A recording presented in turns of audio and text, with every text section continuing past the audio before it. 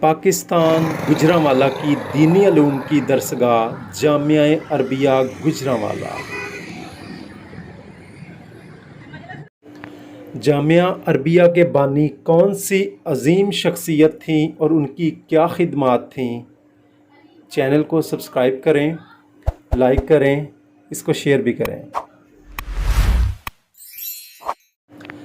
جامعہ عربیہ گوجرانوالہ 1936 کو مین جی T road Gujranwala میں بنایا گیا، جن کے بانی شیخ الحدیث و تفسیر حضرت مولانا محمد چراغ رحمۃ اللہ تھے۔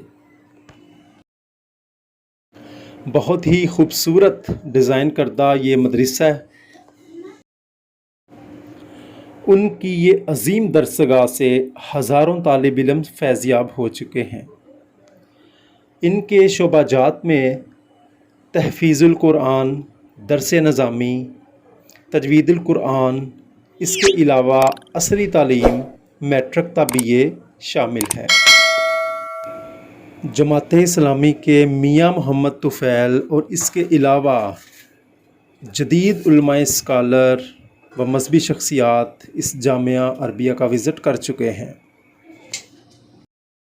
اس درسگاہ کی نمایاں خصوصیات میں درس نظامی کے ساتھ ساتھ کمپیوٹر، گرامر، ہفتہ واری بزم ادب، درسی کتب کی فراہمی، قیام و طعام کا بہترین انتظام، علاج معالجہ، تعلیمی وظائف شامل ہیں۔